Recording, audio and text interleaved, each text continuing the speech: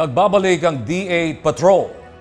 Iniimbestigahan ngayon ang pagkakaroon ng lisensya sa baril ng suspect sa condo shooting sa Parañaque kahit may kaso itong kinakaharap.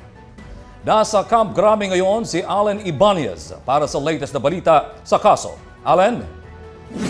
Yes, Ox, patuloy ang sinasagawang investigasyon ng pambansang pulisya sa totoong motibo ng pamamaril ng isang 59 years old na lalaki sa isang residential condominium complex sa Parañaque City nitong Marso 4, kung saan napatay nito ang 2 katao at 4 naman ang naitalang sugatan.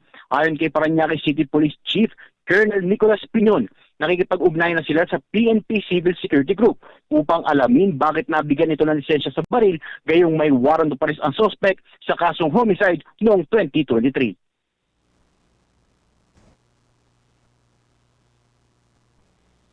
Opo, yun din po ang ating tinitingnan ngayon.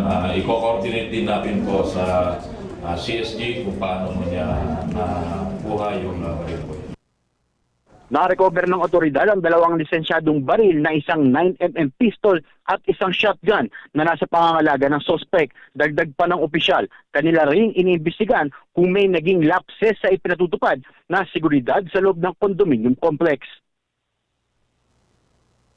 Yun po ang ating isa rin na tinitingnan at actually kahapon nag-ipag-coordinate na rin tayo sa RCSU ng NCR and nakapag-submit na rin tayo ng request for the investigation kung may mga lapses po itong ating security.